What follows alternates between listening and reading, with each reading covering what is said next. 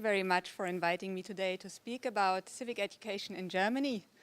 And I would like to talk to you about why do we have it, what's so special about our civic education in Germany, and how do we do it. And I am German, as I was introduced already. Thank you very much.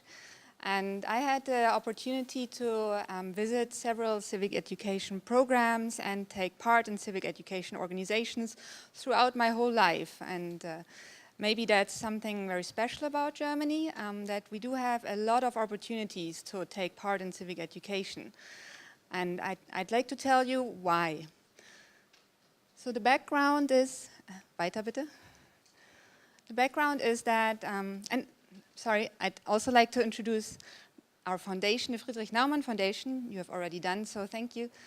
Friedrich Naumann was a politician and a political thinker and one of the early advocates, pioneers of civic education in Germany.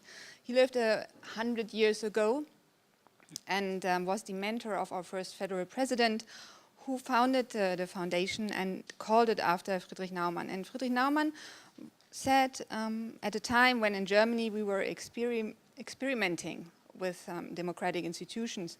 They were very new and also weak at that time. He was saying that you need more than just institutions. You actually need democratic citizens. What are democratic citizens? Democratic citizens are those ones who actively take part in politics, who engage in discussions, and who can hold their elected representatives and the government accountable. For that, you need civic education. And actually, German history, unfortunately, proved him right. You know probably about a very dark chapter in German history, the Hitler regime. Hitler brought the Second World War, destruction all over the world. He killed millions of people, and that is something that we Germans are very ashamed of. So we do ask ourselves very often, and when we look at our history, how could this happen? How could Hitler take over?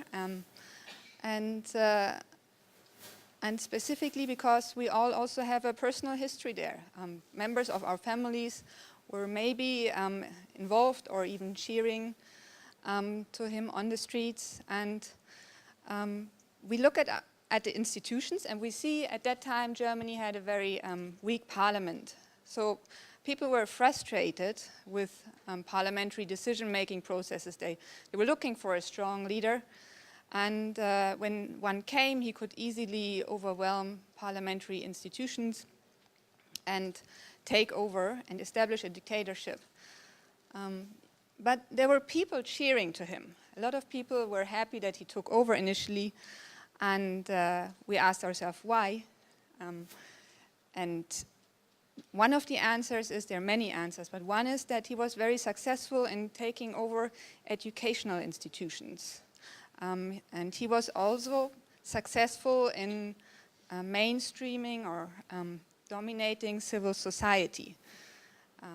And Friedrich Naumann had said that you need active citizens who are aware of their rights, and at that time they were few only. So Friedrich Naumann was proven, unfortunately, right, that to continue to maintain, to have a democracy that flourishes, you need active citizens. After the Second World War, there were two systems established, one in East Germany, one in West Germany. In East Germany, we had another autocratic socialist regime. In West Germany, we established institutions that are still in place today. And the founding fathers of our West German Republic at that time were looking at our history and saying, how can we prevent what happened? So this idea is still shaping our institutions today. And the answer was checks and balances. You need checks and balances, but not only horizontal ones. as you traditionally know from political science, but we have a lot of vertical checks and balances introduced in Germany. For example, and it was very easy to establish, if we look at a German map, we do have a federal system. That means in the federal states of Germany, there are also power centers who can take decisions, who can check those decisions in Berlin, and who also take part in decision-making in Berlin, in our capital. To establish a federal system was fairly easy because Germany was actually founded on a federal basis. When Germany was founded, it was strong states coming together and even strong municipalities at that time with a number of centuries experience in strong local administration, some of the city-states, for example. Then we have public broadcasting, which is state-funded but is independent, which also provides checks and balances. And we have the citizen. So the German citizen is expected to also check his government, his elected representatives and parliament specifically. And so we say he does have a certain responsibility to take part, not only in voting, but also monitoring what's happening in our parliament and talking about politics in public, participating in parties maybe.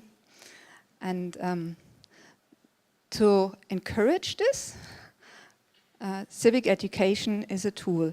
So civic education offers a platform on which people can engage and discuss and can also practice how to become politically active. So how do we do it in Germany? Weiter.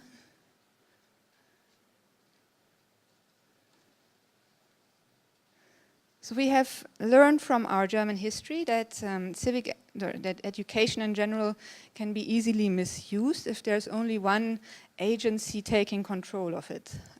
So we have a multiplicity of agents offering civic educations. Amongst those, of course, is the government. And the government adheres to very specific rules of civic education, standards of civic education, which we are very, which we implement very strictly. And those are that in civic education, you do not teach just one viewpoint. You offer a multiplicity, a plurality of viewpoints, and the participants can choose and learn to discuss several viewpoints, and actually dissent is encouraged because we think that the more ideas there are in one room, the better it is for the outcome of the discussion. So the more there is discussions, the better quality you have when the decision is made amongst those participating. And these kind of standards are implemented in our school education. Of course, civic education is naturally part of school curriculum, either by introducing a subject on it called civic education, or it's a smaller unit of political science, but also in history classes, in German classes where we do read books and discuss what's part of the stories of the books. And to all of these classes, those standards need to be adhered to. We do have specific civic education agencies in Germany on federal level as well as on state level. And those offer information materials. So when I was young, I could just go there and pick something up. Nowadays, you just click on a web page and download it. And again, there, a number of different viewpoints are presented. And what's fairly new and what everybody really finds very cool in Germany is a tool that we have online and also as a application. And let me show you. Maybe I have it here.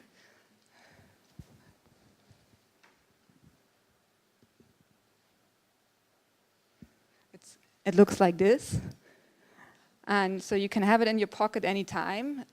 Any election that's coming up, and because we do have a number of elections in Germany on federal, state level, you can answer some questions, and the programs of political parties are collected there in a very unbiased way. So the Civic Education Agency asks questions to the parties, and the parties answer those questions. And on the basis of those questions, they will then tell you which party comes closest to your answer. They don't recommend to vote it, but they just give you an idea what could be the party that's answering your questions in the way you would. And it's very successful. Everyone does it nowadays, and people are often very surprised about the party they are then seeing as the outcome of this questionnaire. As I said, we have a lot of agencies offering civic education, so the government is only one. And the idea is that we have so many because they offer a multiplicity of ideas and solutions to political problems. And what's Germany probably most famous for is its civil society. So every German is part of a number of civil society organizations, associations, and I'm not only talking about civic ones or political ones, but about the sports club, about the local fire brigade in your community, about the association that is maybe hosting one of the annual celebrations to celebrate your village history. And I was also part of many of those associations, part of our normal life. And the associations were recognized by a political thinker 200 years back already in France, Alexis de Tocqueville. I don't know if any one of you has heard of him. He at that time researched about democracy and its implementation in America, in the US. And he said, there's one thing that's very often unrecognized, and a very similar idea to Friedrich Naumann. He said it's the civil society that shapes democracy. That's a very important pillar of any democracy. And he looked at the number of associations in the US at that time and said they're astonishing much, very active associations. And the more you have, the more solid is any democracy. So if you look at Germany, we do have many. And it's part of our culture to be part of it, to become a member of one of those. In those associations, we practice democracy by implementing very normal democratic rules, like we elect our leaders, we discuss topics, we have certain voting structures, how to vote on topics, we elect our auditors who reports regularly if there's everything okay with finances. And in Germany, we have an association law governing the rules in every association. So if I register an association, it needs to function according to these, to the German association law. And for example, if I notice in my association that someone wants to become a leader for life, I can challenge him by going to a German court. And equally, you can become a member of a party and also practice democracy there. And I said we have a federal system, and also parties work according to this federal system. So if you want to become an MP on national level, you would need to work your way up all the way from the local level, where you maybe discuss parking lots or any issues in your community, by being elected to the state level, and then only later to the national level. So there is a lot of training on the job involved, and It's quite hard work, a lot of meetings, a lot of discussions. And also parties are governed by the German party law.